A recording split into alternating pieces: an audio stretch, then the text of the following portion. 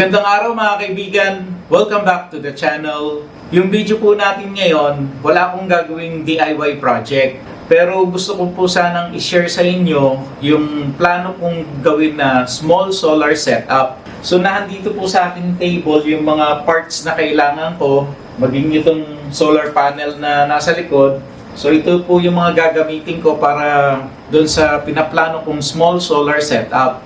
Nag-decide ako na magawa nito kasi nga yung mga electric bills natin, di ba, itong mga nakaraang buwan, hindi nyo ba napapansin na patuloy yung pagtaas ng ating electric bill? Kahit na nga anong pagtitipid mo, parang wala lang. Siguro, number one dyan ay dahil dun sa patuloy na pagtaas ng generation charge. Tapos pangalawa ay yung panahon. Although rainy season na ngayon, pero hindi nyo ba napapansin na kahit umuulan, napakainit pa rin ng ating panahon. Siguro part na rin yan ng climate change. Kumbaga, mas mainit ang panahon, mas madalas natin ginagamit yung mga appliances natin katulad ng electric fan, lalo na ng aircon. So ako, naisip ko na since hindi naman natin ganung kabigla mababago yung lifestyle natin na automatic, ikakat mo yung electric fan kahit na yung pawis mo tumutulo. Parang ang hirap nun, di ba? So, instead of gawin natin yun, why not gamitin natin yung free energy coming from the sun? Yung setup na to, sa ngayon, ang plano ko kasing patakbuhin dito, syempre yung mga ilaw muna dito sa sala, ilaw dun sa aking kitchen, tapos siguro isa o dalawang electric fan, at saka yung TV. Tapos ang gagawin ko na lang dito, every month, pipilitin ko siyang ma-upgrade. Simulan ko po muna sa pag-unboxing and then ipaliwanag ko rin sa inyo kung bakit ito yung unang kinuha ko para dito sa small solar setup. So tara, samahan niyo po ako. Check natin to. Simulan ko muna dito sa ating solar panel.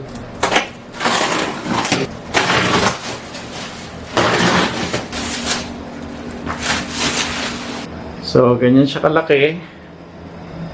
Tapos, yung brand niya ay Jinko Tiger Neo.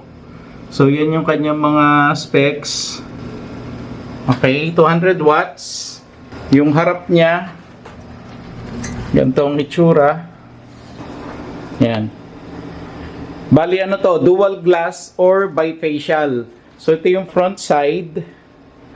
Tapos yung likod, kung mapapansin nyo, meron din siyang solar. Meron itong BOC na 24.08 volts. Pagka chinek natin ito na hindi nakakabit sa solar charge controller, meron siyang 24.08 volts. Kaya lang ngayon, nasa loob kasi ako ng bahay, walang sunlight dito. LED lang yung ilaw dito sa loob, pero nakakakuha siya ng 14.38-37 volts. Hindi ko rin naman matesting sa labas dahil umuulan ngayon. So check naman natin yung SEC. Ito yung gagamitin kong solar charge controller. Pinili ko munang bumili nung pinaka-cheapest, pinakamura syempre, yung mga PWM na solar charge controller. Tinaasan ko lang yung kanyang amperes. Ito ay 12 volts to 24 volts na 60 amps. So ito yung kanyang specification.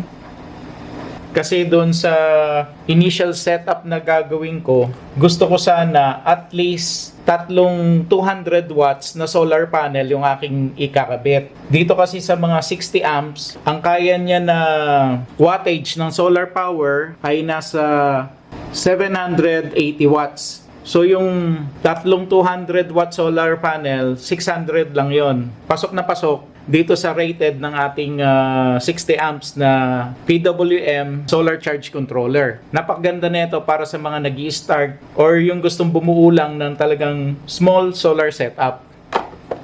Ito naman yung binili ko na power inverter. So ito yung brand niya, Peito. May kasama na rin siyang cable. Yung size nito parang size 8 to. Tapos pwede mo rin siyang i-clamp doon sa battery. Andito yung kanyang mga screws. So ganito yung itsura ng ating power inverter.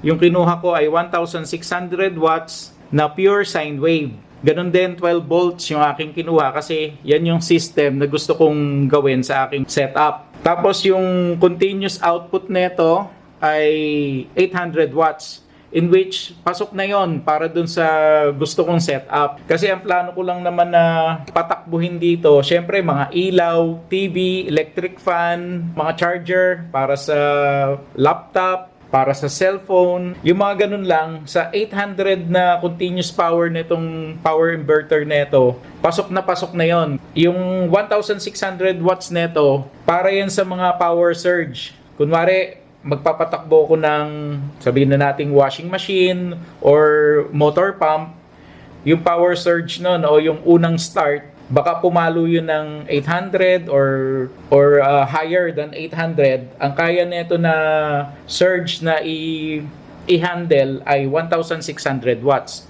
So pwede rin gamitin to sa mga motorized appliance, sa maliliit na mga refrigerator, washing machine, yan. Kayang-kaya netong patakbuhin yan. So next, pakita ko naman yung iba pang mga components na nabili ko para sa small solar setup na to.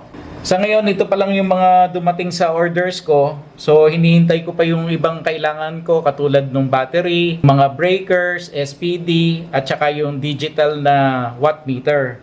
So, start ko muna dito sa ating PV cable. Gagamitin ko tong extension na to para sa solar panel. Sa aking design, gusto ko 3 piraso ng 200 watts. So, kumbaga, pag bibili ako ng wire, gusto ko nakaset na siya dun sa aking setup sa 3 solar panel, in which sa computation ko at saka nag-ask din ako kay ChatGPT, binigay niya sa akin yung 10 AWG. So ito yung binili ko, 10 AWG. Bumili na rin ako ng mga MP4 connectors. Kailangan ko ito para ma-connect ko yan dun sa breaker natin. And then may dumating na rin sa akin dito na LVD o yung low voltage disconnect. Hindi ko pa nabuksan pero maaninag nyo naman kung ano yan. Tapos ang partner syempre neto ay yung SSR o yung solid state relay. So DC yung kinuha ko to AC. Yung input niya ay DC. Tapos yung out niya ay para sa connection naman ng AC. 40 amperes. Ito bali yung magkakat ng power once na na-reach niya yung isa-set ko na LVD. Tapos itong isa na i-unbox ko pa. So linisin ko muna to tapos i-unbox natin itong isa. Ito naman yung DC MCCB 2-pole 180 amperes na breaker na gagamitin ko from battery to inverter. Check natin yung loob. So ganito itsura niyan. Malaki siya. Tapos kinuha ko yung 180 amperes kasi nga nung nagko-compute ako dahil sa yung system ko ay 12 volts tapos yung aking inverter ay nasa 1,600 watts. Lumalabas na mataas yung kanyang amperes. So ang recommended ng ChatGPT ay 175 to 200 amperes. In which nung kinumpute ko naman, lumabas na 170 amperes ang kailangan ko. Nag-choose na ako sa 180 amperes para kahit paano mataas pa rin siya ng konti. Kung gusto niyo ng matataas ang amperes at saka talagang matibay, MCCB yung bibilin nyo. So ako, binili ko na ito kahit na mahal siya kasi nga ang tinitignan ko yung aking upgrade na gagawin. Kumbaga, isinet ko na wala na akong papalitan. Kahit itodo ko yung upgrade ko, ito na rin yung gagamitin ko. Sa ngayon, ito pa lang po yung may papakita ko sa inyo. Ito pa lang yung mga dumating sa akin. Waiting pa po ako doon sa ibang mga parts. At gusto ko nga rin po sanang i-testing natin itong solar panel, yung kanyang solar charge controller, maging itong power inverter. Kaya lang kung naririnig nyo po sa background, malakas po ang ulan dito sa amin ngayon. So no way na makapag-testing ako. Ang gagawin ko na lang, gagawa na lang uli ako ng second video para dito sa ating solar installation journey. Kahit gawa ko lang po yan ng simpleng wiring, para matesting lang natin kung malakas bang mag-harvest itong ating solar panel, kung maganda bang mag-handle ng current itong ating solar charge controller. Tapos, siguro magpa-under lang ako ng 1 o 2 electric fan at mga ilaw para dito naman sa ating power inverter. So, sana po nagustuhan niyo yung video natin ngayon, lalong-lalo na kung katulad ko po kayo na nabibigatan na talaga sa mga electric bills. So kung sakaling nag-iisip din po kayo na maglagay ng sarili nyong solar setup, sana po follow nyo lang po ako, subscribe po kayo sa aking channel, tapos click nyo rin po yung notification bell para every time na mag-upload po ako ng video para dito sa ating solar installation, makita nyo po yung mga gagawin ko rito para magkaroon po kayo ng idea kung paano nyo sisimulan o bubuuin din yung inyong solar setup. So sana po nagustuhan nyo uli yung video natin.